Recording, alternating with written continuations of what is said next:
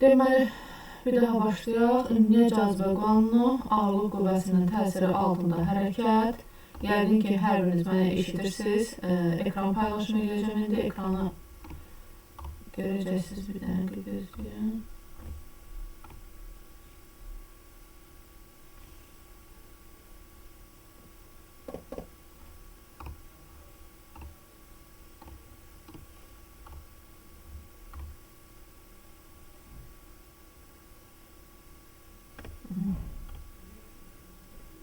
Ekran görürsünüz. Başlayaq. Ümumiyyə cazibə qanunu. Bilirsiniz ki, biraz sadə bir nümunə deyim də. Bizim əlimizə aldığımız topumuz və yaxud da ki, topu məsələn yuxarı atanda hər hansı birisinin fərqi yoxdur. Nə qədər yüksəyə atırsaq da, yerdən onlar yerə doğru, aşağı doğru qayıdıb yenə qayılır. Bunun səbəbi nədir? Bunun səbəbi bilirsiniz ki, cazibə qüvvəsidir. Aid və yaxud da süni peyklərin yer ətrafında hərəkəti, yəni dairə hərəkəti, sonra onların buraxılan cisimlərin yenidən təkrar olaraq yerə qayıtması, bunlar həmin o cisimlərin yer tərəfindən cazibə olunduğunu göstərir.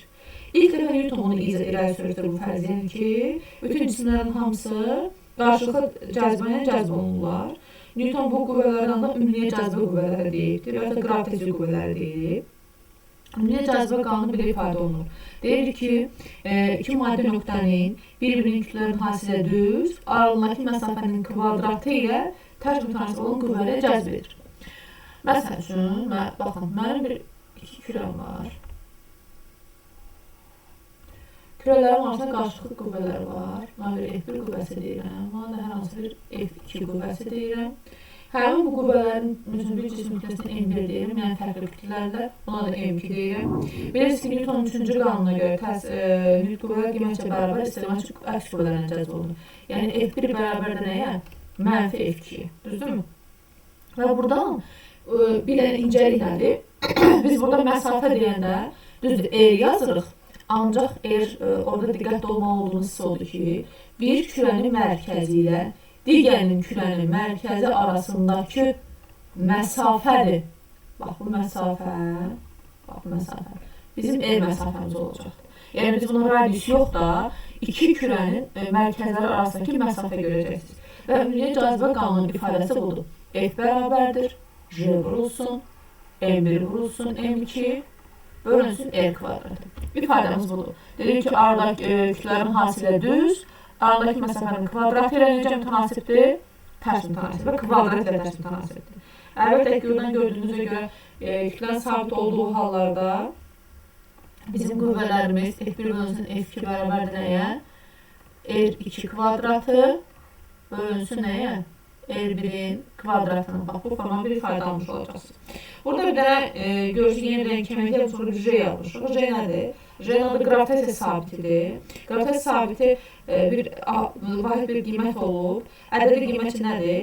Hər birinin, baxın, hər birinin məsafəsi 1 metr olsa, hər birinin kütləsi 1 kilogram olsa, avtomatik olaraq bu ifadə gedir hamısı 1-ə. F bərabərdir nə olur?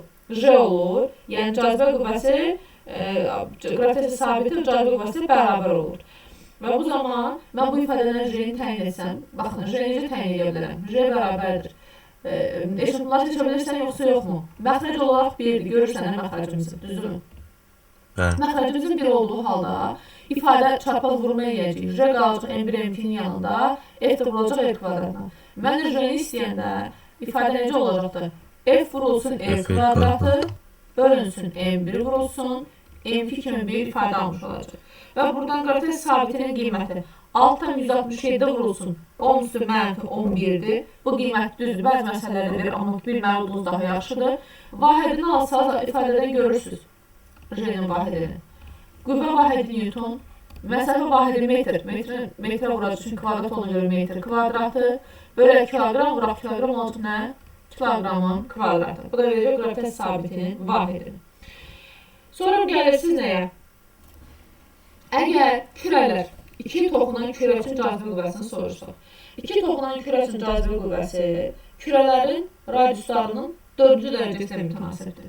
Bu ifadə hardan alınır? Baxın, F bərabərdir M1 M2 bölü R kvadratıdır. J qalsın yerində. M1-in əvəzini yaza bilərəm ki, əgər kürələrimiz eyni bir kürə olsa, sıxları eyni olan kürə olsa, rho V1 vurulsun. Nəyə? Rho V2-yə bölünsün R-in kvadratına. Bilirsiniz ki, buradakı bir həcmdir. Həcmdə ifadəsi nədir? Kürələrin həcmi necə təyin olunur? 3/4 pi r kubu olunur. Aysa olunur, bəli, pi r kubudur. Mən bu ifadədə gətirib 3/4 pi r kubu yazsam, baxın, buradan J sabit, Rho sabit. Həm V1-in, həm də V2-in əvəzinə ayrı radiusların və həcm süranı yazsam, nə olacaqdır? Sürətdə olacaqdır 3/4, bax 3/4, bu da 3/4, bu da 3/4, nə olacaqdır? 9-da 16 pi kvadratı, R üstü neçə? R kubuna görə R üstü 6. Məqsədə R-in kvadratı var, düzdürmü? Bilirsiniz də, əsaslar yolunda üstlər kəsr olanda çıxılmalıdır. Mən bunun hamısına bir sabit desəm dəyişməz. Nə qalacaq əlimizdə? J, Rho, 9-un altında qabağa keçirdək. Buradan da bu kəsri silək. Pi kvadratı, R üstü 4. Baxın, eyni birinci küre olsa, Rho sabit olsa, pi sabit, bilirsiniz, bax bu J'nin qiyməti sabitsə, bizim qüvvəmiz necə mütənasibdir? Həmin o kürələrin radiuslarının 4-cü dərəcəsi ilə düz mütənasib asılı olur. Bəli, buna diqqətli olursunuz, düşəcək məsələlərdən biri budur. Yəni, bu hazır alınma düsturumuz qaydası budur. Burada bir şey var da, bilirsiniz, buradakı rolları niyə eyni götürür? Dediyim kimi, eyni kürələr, M-ləri bərabər, eyni kürə olanda M1, M2-yə bərabər olsa bir M kvadrat olur. Bu avtomatiklar bu kvadrat yüksəlir, ona görə belə yazır. Sonra gəlirsiniz nəyə? Sonra gəlirəm ki, qravitasiya sahəsinə və ağırlıq qüvvəsinə. Ən çox məsələlərdə görəcəyiniz, istifadə edəcəyiniz bir məsələ, bir hissə budur. Bunu bir dənə silirəm, keçir ağırlıq qüvvəsinə və ümumi cazibə qüvvəsi, qravitasiya sabitinə, gravitasiya sahəsinin intensivliyinə. Uşaqlar, bax, həmişə və həmişə yadda saxlayırsınız. Ben fark ettim ki, top, cisim yerə gəlir. Bunu yerə gətirib gəlməsinə qayıtmasına səbəb olan nə dedik? Cazibə qüvvəsidir. Bəs yaxşı, bu cazibə qüvvəsi xüsusi bir ifadəmiz var mı? Necə təyin edirsiniz? Deyir ki, hər bir cisim özünün ətrafında bir cazibə qüvvəsi yaradır. Həqiqətən də baxsaq, bizim özümüz ətrafında olan cazibə qüvvəmiz var. Sadəcə olaraq bizim kütləmiz, yerin kütləsindən çox kiçik olduğuna görə biz o cazibə qüvvəsini seçə bilmirik. Və qravitasiya qarşılıqlı təsiri qravitasiya sahəsindən ötürülür. Hər bir sahənin xarakteriz edilən kəmiyyət olduğuna görə qravitasiya sahəsinin xarakteriz edilən kəmiyyət də qravitasiya sahəsinin intensivliyidir. İntensivlik işarə olunan kiçik J hərfi ilə J bərabərdir. F bölünsün M ifadəmiz. Qüvvənin kütləyə nisbəti. Biz bu ifadəni başqa bir yerdə görmüşdük. F-M bölünmək. Hansı harda görmüşdük onu? Təcildir.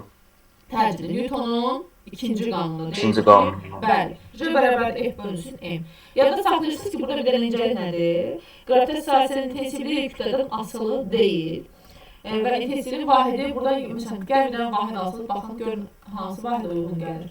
Qüvvə vahidi Newton, kütlə vahidi kiloqram. Newton açılan. Newton açılan nə yazırıq? Kiloqram vurulsun, metr bölünsün, saniyə kvadrat. Bir də məxrəcimizdə bir kiloqramlarımız var. Kiloqramlar getdi, nə qaldı əlimizdə? Metr bölünsün, saniyə kvadratı. Bu bizə nəyin vahidinə oxşuyur? Nəyin vahidədir? Təcil. Təcil vahididir. Qravitasiya sahəsinin intensivliyi qiymətcə vahid kütlə cismə təsir edən cazibə qüvvəsi bərabərdir. Həqiqətən baxın, mən kütləyə 1 kiloqram desəm, J nəyə bərabər olacaqdır? F-ə bərabər olacaqdır. Və amma J intensivlik kütlədən asılı deyil və xarakteristik kəmiyyətdir, qravitasiya sahəsini xarakteriz edən kəmiyyətdir. Və yadda saxlayırsınız ki, qravitasiya sahəsinin intensivliyi sahənin fərqli istənilən nöqtəsində həmçinin radius boyunca həmin o planetin mərkəzinə doğru yönəlir. Planetin mərkəzinə doğru gələnə qravitasiya sahəsinin intensivliyi. Sonra gəlirim ağırlıq qüvvəsi. Ağırlıq qüvvəsi cisimlərin yer tərəfindən cəzb olunan qüvvəsidir. Ağırlıq qüvvəsi. Ağırlıq qüvvəsinin ifadəsini, bax bu ifadədən alacaq J-dən. Buradan yadda saxlayırsınız ki, qravitasiya sahəsinin intensivliyi yadda saxlayırsınız ki, sınav cisimə təsir edən qravitasiya qüvvəsidir. Ağırlıq qüvvəsindən və dedim, cisim kütləsinin asılı deyil intensivlik.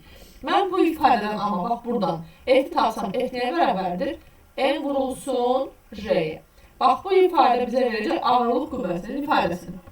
Ağırlıq qüvvəsi F bərabər mc ilə təyin olunur və kütlə ilə düz münasibdir. Yadda saxlayırsınız ki, bu ifadə bizə bütün məsələlərin çoxundan kömək olacaq.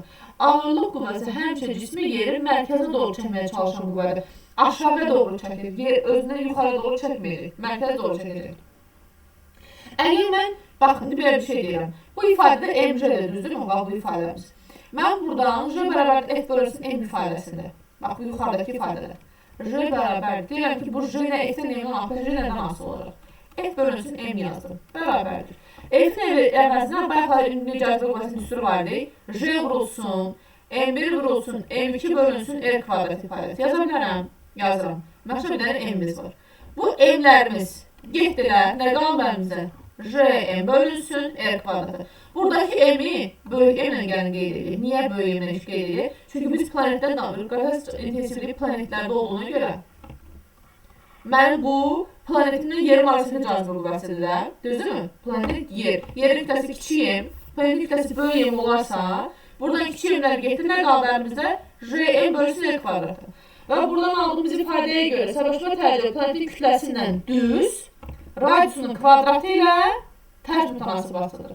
Və yadda saxlayırsınız ki, bayaqki ifadəmiz var idi, F bərabərdir, J vurulsun, M1 vurulsun, M2 bölünsün, R kvadrat ifadəsi. Bu ifadədə, bax bu ifadədə, yerin və bu ifadədə yerin səthindəki intensivə qüvvəmizdir. Məsələn, mənim bir kürəm olsa, Mənim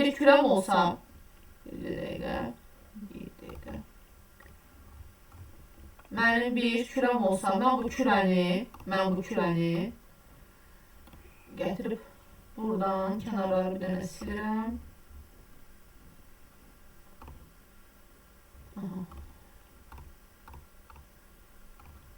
Buradan bunların hamısını silirəm.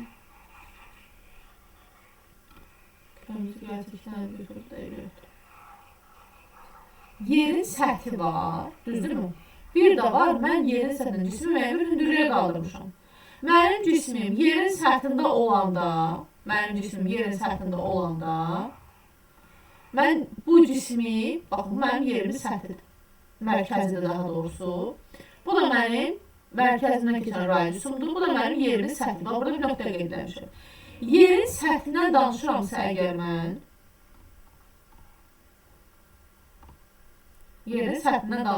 əgər mən, bax, mənim bu yerimin səthində mənim qüvvəm, yəni F0-ın bərabərdir, J vurulsun, kiçiyə vurulsun, böyüyə bölünsün, R kvadratıdır. İntensivlik eyni həmdir, J0 bərabərdir, J vurulsun, M bölünsün, R kvadratıdır. Mən cismi hər hansı bir H hündürlüyə qaldırmışamsa, baxın, belə bir H hündürlüyünə qalxmışamsa, mənim məsafəm, cazibə qüvvəm, artıq buranın hamısı qədər olacaqdır, düzdürmü? Mənim o zaman qüvvəm nə olur? F bərabər olur hündürlükdə. J vurulsun, E vurulsun, böyüyə bölünsün. R plus H-ın kvadratıdır. Eyni həmin qayda intensivlik üçün keçərlidir. Hündürlüyə qaldırmışamsa J vurulsun, E bölünsün, R plus H-ın kvadratıdır. İfadəni görürsünüz ki, zaten bərabər dedik ki, qüvvəmiz də, intensivliyimiz də məsafə tərs asılıdır, düzdür? Məsafə ilə tərs asılıydı. Mən bu cismənin hündürlüyə qaldırmışamsa, məxrəc böyüklüyünə görə ifadəyə qiyməti nə edir avtomatik olaraq? Kiçilir. Və göstərir ki, ağırlıq qüvvəsi səbəbşmə təcrübədə yer səthinin hündürlüyünə tərs asılıdır. Yəni, mən yerdən cismi uzaqlaşdırıramsa, yerin həm ağırlıq qüvvəsi, həm də səbəbşmə təcrübənin qiyməti nə edir? Azalmağa başlayır. Və yadda saxlayırsınız ki, məsələn, tutaq ki, bu kürəm üçün deyirəm, bura mənim yerim mərkəzi olsa, mən əvvəlsi bir nöqtələrə gəlmişəm, bura 1 nöqtəsi deyirəm.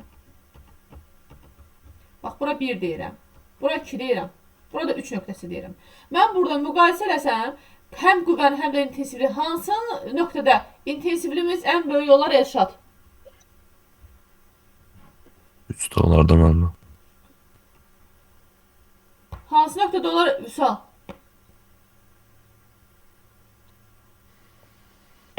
Məsafə ən kiçik olmalıdır, ona görə 1-də. Elşad, məsələdə incə dedik ki, qüvvə ilə də, intensivliklə də məsafə tərs asılıdırlar. Mən bu yerimin mərkəzi bu qədər radiusu, bir var bu məsafədir, bir də var buranın hamısıdır və ya buranın hamısıdır. Avtomatik olaraq nəyə görməlisən? Görməlisən ki, məsafə nə qədər kiçiksə o qədər cazibə qüvvəsi böyük olacaq. Biz hündürlüyə qalan dediyi azalır, çünki məxrəcdədir ifadəmiz. Ona görə ən böyük qiyməti həm qüvvənin, həm də intensivliyin ən böyük qiymətini harada alacaqdır? Əlbəttə ki, bir nöqtəsində almış olacaqdır. Uzaqlaşdıqca yerin səthindən nə edir? Həm qüvvəmiz, həm də intensivliyimiz azalır. Bunun üçün sizə sadə bir ifadə deyim. Bu ifadənin alınma qaydası nə deyəcəm, nətər alındığını. Bu tip məsələlərdə həmişə görməli olduğumuz hissə nədir? Görməli olduğumuz odur ki, mənim cismimin yer səthinə olan məsafəni artıranda qüvvə və intensitet necə dəyişər? Məsəl üçün, deyirəm ki, cisim R bərabərdir, yox, belə deyək, qoy H-ın deyək. Məsafəni dəyişdirəm. Deyirəm ki, cisimimi H bərabərdir 2R məsafəyə qaldıranda mənim intensivliyim necə dəyişir? Tapmaq üçün nə edirsiniz?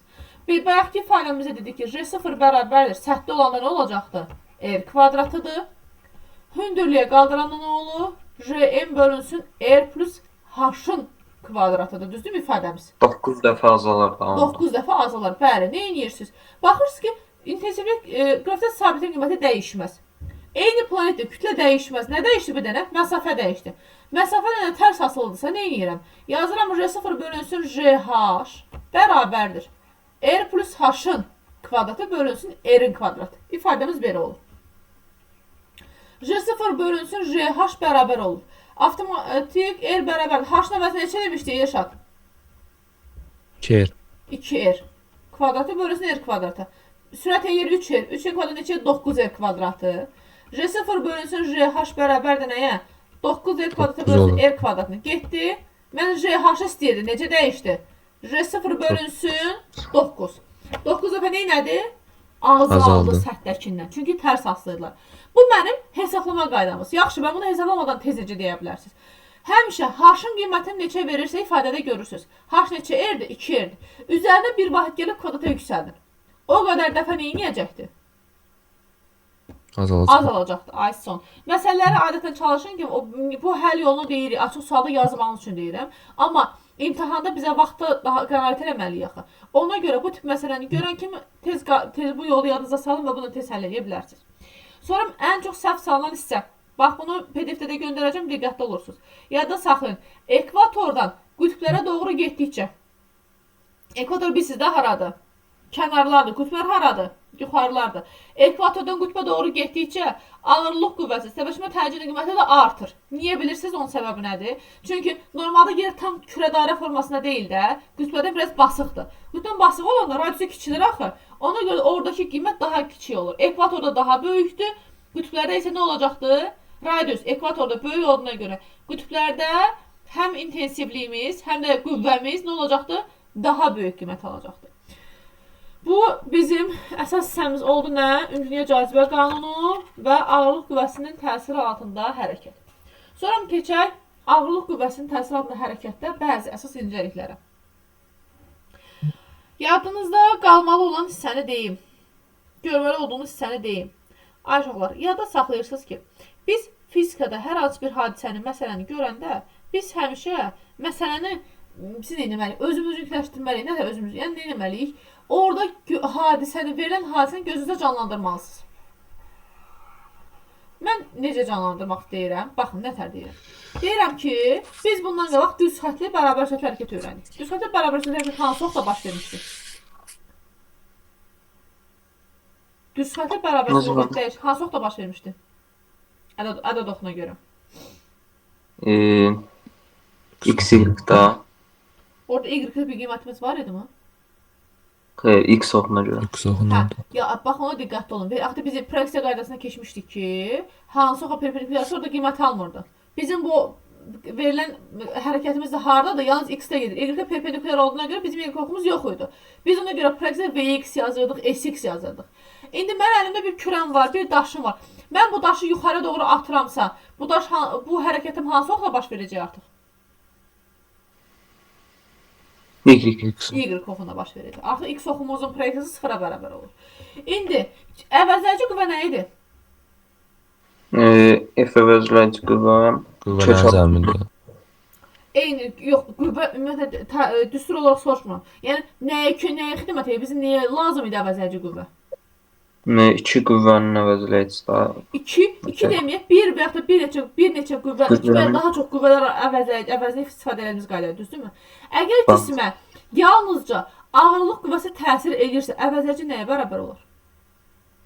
Sıfıra. Əvəzləyici sıfıra bərabər olduğu hal hansı hal idi? Yox, sıfıra yox, elə ağırlığın özünə bərabər olur. Bəli. Bax, həmişə məsələdə yadınızda saxlayın. Əvvəlcədən sıfır olmaq üçün nəyimiz olmamalıdır bizim? Qüvvəmiz, təcrübəmiz olmamalıdır. Bərabərçə tək etməliyik. Mən də deyirəm ki, yalnız ağırlıq vəsitəsidir. O zaman bizim əvvəlcəmiz EMA-mız nəyə bərabər olur? J-yə bərabər. Bunun emlərimiz getə A nəyə bərabər oldu? J-yə. İndi məsələlərdə nətərdir? Bizim cismi əlində topum var. Mən bu topu yuxarıya atıram. Amma normalda yer topu özə çəkmək istəyir, cəzb eləmək istəyir. Sizcə bu zaman hərəkət yeniləşən olur, yoxsa yavaşlayan? Yavaş. Səbəb? Niyəsindən denən tam. Gedir sonra aşağı qayıtıraq, o özünün tərəf cəzb edir deyir. Hərəkətdə elə yada saxlama qaydası budur. Mən topu, əlimdə kürəm var, daşım var. Mən bu daşı yuxarı atıram, amma bizdə daş normalda yerə doğru cəzb olmaq istəyir. Axı yer onu cəzb edir özünə. Ona görə deyirik ki, bu yerə qayıtmaq istəyir. Hərəkətlərimiz əks olduğuna görə yuxarı hərəkəti yavaşlayan görün.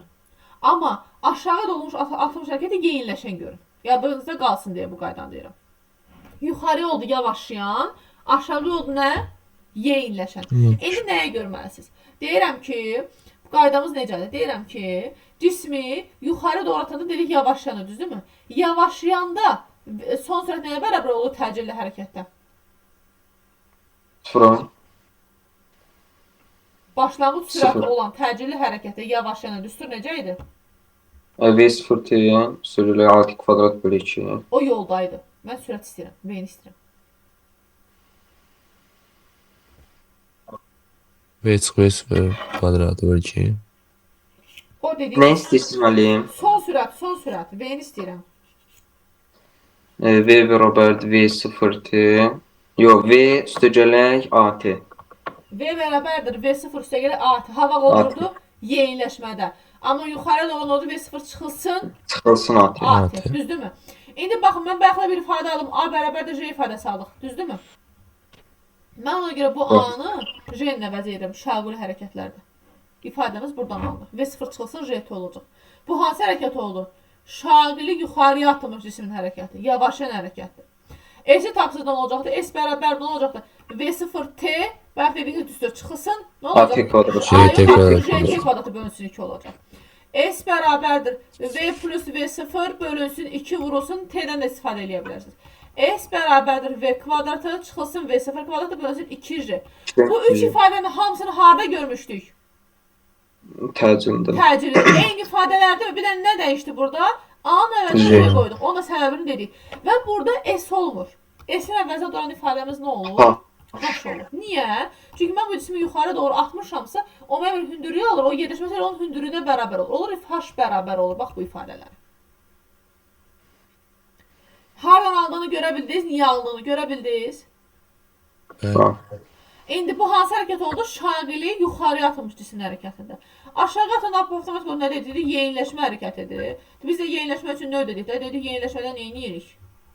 Yeniləşmədə dedik ki, V bərabər olur V0 üstə gələk JT-dir. H bərabər olur V0T üstə gələk JT kvadrat bölə 2-dir. H bərabərdir V0 üstə gələk V bölə 2 vurulsun T-dir. Bir də H bərabər olur V kvadrat çarx V0 kvadratı bölünsün 2J-yə. Yavaşmada, pardon, burada V0 kvadrat çarx verir. Çünki yavaşmada nə olacaq? Şərdə bir mənfilik olur. Amma yeniləşmədə nə olur? Sondan əvvəlki qiymətə çıxacaqsınız. Aydın oldu ifadəni hardan alındığı. Gəlin, bunların hamısını bir-bir soruşacağım sizdən. Bunların qaydanı gördük. Cismimin bir dənə incəlik şərti var. İncəlik nədir? Mən bu cismi yuxarı doğru atanda da, aşağı doğru düşəndə də yuxarı doğru atmışam. Biz cazibədən normalda hiss eləmirik. Amma cisim atıldığı yerə bir anlıq dayanır. Son sözdə sıfıra bərabər olur. Və cisim yenidən hərəkətə başlayır. Mən bu ifadələrdən V bərabər yuxarı atma axı yavaşanıydı. Yəni V bərabər edir, V0 çıxılsın JT-də ifadəmiz. Əgər mən cisim maksimal hündürlüyü atmışamsa, cisim bir anlıq dayanında son sözdə sıfıra bərabər olursa, bu ifadə sıfıra bərabər ola bilərmi? Yəni V0 bərabər olar nəyə? JT-yə. Belə yazaq. V0 çarxı JT bərabərdir sıfıra. İfadəni sıfıra bərabər edirəm. Çünki V nəvəzə sıfır yazdım. V0 bərabər oldu nəyə? J vurulsun T-yə. Buradakı uşaqlar T müddəti bizim qalxma müddətimizdir. yuxarı doğru nə qədər maksimal qalxma hündürlüyümüzdə aldığımız, sərf etdiyimiz zamanımız olur qalxma müddəti. Buradan T qalxmanı tapsam, T qalxma nəyə bərabər idi? V0 bölünsün J ifadəsi almış olursunuz. Yadda saxlayırsınız. Cisim yuxarı doğru qalxanda və aşağı doğru düşməsində düşmə müddəti qalxma müddətinə bərabər olduğuna görə bizim uçuş müddətimiz, yəni getdiyimiz və gəldiyimiz hamısı T uçuş bərabər olur 2 T qalxmaya. O da bərabərdir 2 V0 bölünsün J. Deməli 2 qat ifadəsi nə verəcək bizə? Uçuş müddətini verəcəkdir. Dedim ki, yuxarıya doğru hərəkət necə hərəkət idi? Yavaşma. Yavaşım. Aşağı doğru necə hərəkət oldu? Yeyinləşmə. Ay, sağ olun. İndi baxın, mən bu ifadələrin hamısını, bunu silirəm ekranı. İfadəni silirəm. Sizə indi keçək qrafikdə bunları təyin eləmək hissəsini. Qrafikdə bunları görə bilsəz, bir də hündürlük məsələni tapa bilsəz, yerdə qalan hamısını çox rahat işləyəcəksiniz. Bu 3 bölməni bitirəndən sonra ümumi bu 3 bölmənin sınavını verəcəm. Düz xətli çevrə Newton. 3 bölməni inşallah möhkəmləndirmə edəcək. Görək, harada zəifliyimiz var. Yadda saxlayırsınız. Deməli, mənim cismim yuxarı doğru əvvəlcə neynədir? V-nin T-dən asıq qrafik çəkirəm. Baxın, bir də. Əvvəlcə mənim bir V0 qiymətim var idi. Yavaşıdım. Sonra neynəyəcəm? Yeyinləşəcəm. Baxın, buradakı qiymətiniz, bax, bu yeni T qalxmadır. Bax, gəlmişəm, son sürət buradadır, bu dayanıq yer buradadır, bu sıfıra bərabər görürsə, bu T qalxmadır. Amma burada aldığımız qiymət artıq T uçuşun qiyməti olacaq. Qrafikdə deməli biz burada nəyi təyin edə bilirik? T qalxmanı təyin edə bilirik. Yuxarı doğru hərəkətin, gəlin H-ın qrafikinə baxaq. Hündürlüyümüzə yedişmə kimi olacaqdır da. Əvvəlcə yuxarı qalxma yavaşlayıram, sonra yeniləşəm, parabolik əyri olacaq. Burada maksimal qalxma yerində aldığımız zamanımız olur T qalxma. Buradakı qiymətimiz nə olur? T uçuş olacaq. Ay, sağ olun, bəli. İndi baxın, cismin bu başlanğıc olmayan hərəkətdir. Başlanğıc olmayanda H nəyə bərabər idi? JT kvadrat bölə 2 qalacaqdır da. Bayaq ki yazdığımız ifadə var idi. V0T çıx JT kvadrat bölə 2 idi. V0'ımız yoxsa bu qalır. Mənim buradakı müddətimiz hansı müddət idi? T qalxma idi. Mən də buradan T qalxmanı tapsa nə olacaqdır? 2 H bölünsün J, amma ifadəmiz harada olur? Kökün altında kvadratə kasılıqdır. Bax, ifadə buradan alır. Sonra uçuş müddəti nəyə bərabər olacaqdır? Əlbəttə, bunun 2 qatı da uçuş müddəti verəcəkdir. Sonra bir ifadəmiz var idi. H bərabərdir V plus V0 bölünsün 2 vurulsun T ifadəsi var idi. V0 olmayan H nəyə bərabər olur buradan? VT bölünsün 2 düzdürmü? Mənim buradakı müddət də yenə T qalxmadır. Mən buradan yenə T qalxmanı təyin etsəm nəyə bərabərdir? 2H bölünsün V-yə. Bax, bu ifadə də buradan alınacaqdır. T qalxma da T uçuş da, sürətin özü ilə, amma hündürlüyün kök altısı ilə necə mütənasibdir? Düz mütənasibdir. Baxın, sürətdədirlər. Və bu ifadələrdən görürsünüz ki, cisim maksimal hündürlüyə qalxanda uçuş müddətimiz nəyə eləməyə başlayır? Artmağa başlayır, əlbəttə ki, avtomatik olaraq. Sonra cismin H maksimalı diqqətli olmalı. Bax, bu ifadə, bir H-mız bayaq ifadə yazır. H bərabərdir V kvadrat çıxaq V0 kvadrat bölə 2J-də. Yuxarıya qalxında V olmadığına görə H nəyə bərabər olacaqdır? V0 kvadratı bölünsün 2J ifadəsi. Bax, bu ifadənin hər birində siz hündürlüyü təyin etmək məsələdə çox istifadə edəcəksiniz. Buna diqqətli olursunuz. Sonra bir dənə hazır qayda var açıqlar. Bunu deyəcəm. Ümid edirəm ki, məsələdə tətbiqini sizə vaxt itkisi verməmənizə görə deyirəm. Amma normal həll edə bilərsiniz. İndi həllinlə də deyəcək, o heç. İndi baxın, mənim cismimi yer səthinə yuxarı doğru atmışam. Yerin səthinə bu zamanda sıfırdır da, dayanıb da, düzdürmü yerdə? Heç nə deməmişəm, yerdə dayanmışam. Dayanmışam sıfır anında. Mənim cismini atmışam bir V0 səthinə yuxarıya. Baxmayacaq, bu mənim yerimin səthi olsun. Bax, bura yer səthi. Burada mənim bir cismim var. Ben bu cismi yuxarı doğru atıram. Bu cisim dayanır. Burada sıfıra. T'miz bərabərdir sıfıra. Zamanımız sıfırdır. Cisim, bax, 1 saniyə. Buradan bir qırıq. Məsələn, bax, bu nöqtəyə deyirəm bir saniyə. 1 saniyə ərzində gəldi, bura çıxdı. Mənim H-ımı necə təyin edə bilərəm sizcə? V0'da vermişəm. V0'da bərabərdir 40'a. H nəyə bərabər olur 1 saniyədə?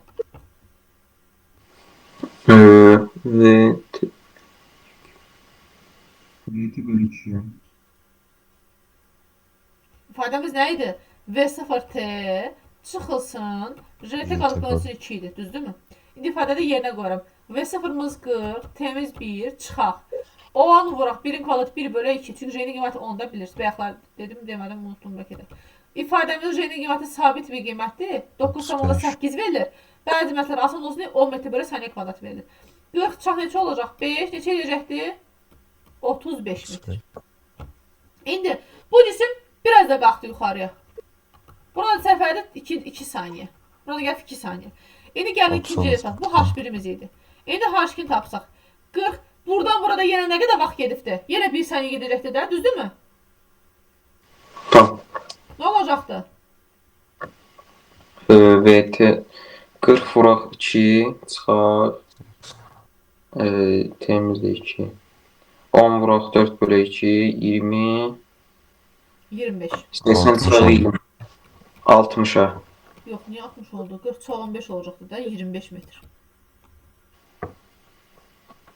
Bax. 40 çıxar 15 niyə? Niyə 15? Buradan bura qədər sərflədiyim ümumi 35 idi, düzdür bura qədər? Bax, bura. İndi baxın, hər dəfə T-nin yerinə həmin qiyməti qoyun. Olacaqdır, T-nin yerinə H bərabərdir. 40 vuraq 2 çıxaq, 10 vuraq 4 bölü 2. 60 çıxaq neçə? 20. Düzdürmü? 40 metr. 80 sayır mı? Pardon, 80 Ha, çıxaq. 80. 80 çıxaq neçə? 20, 60 metr. Düzdürmü? İndi baxın, 60 buradaydı, 35'dir. Nə qədər sərf eləmişəm buna? 25. 25 metr. Gördünüz? 25 metrə gəldik. Üçüncü halda olacaqdı 15 metr. H3'də 1 saniyədə. Üçüncü saniyədə. H4'də olacaqdı 5 metr. 5 mi? Burada nə yiyəcəksiniz? Nə deməkdir? Deməli, mənim hər dəfə zamanım 1 saniyə eyni müddət artdıqca hündürlüyüm nə qədər azaldı? 10. 10 metr, 10 metr nə yiyəcəkdir? Azalmağa başladı. Bu hazır qaydadır. Qiymətini hesablamadan tapmaq üçün. Amma məsələlərdə qarışdırsaq, görsünüz qarışıq salırsınız, 90 var çalışın ki, bunu özünüz hesablamağa çalışasınız. Yaxşı. Sonra hamısını dedim, uçuş müddətini dedim, qalxma müddətini dedim, yavaşmanı, yeniləşməni dedik. Mövzu ilə bağlı olan hər şeyin ifadəsini dedim. Yerdə qalan ifadəli məsələlər artıq tətbiq edəcək, məsələlər işlədikcə daha yaxşı yadınızda qalacaq. Məsələlər nə qədər çox işləsəz, əlinizin var, çox qədər yaxşı yadınızda qalacaq. Bir də burada əlavə bir dənə nə var? Kosmik sürətlər var.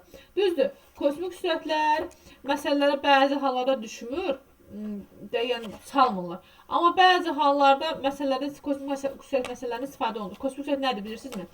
Kosmik sürət odur ki, normalda cisimlər yerin cazibəsində hərəkət edirlər, düzdür?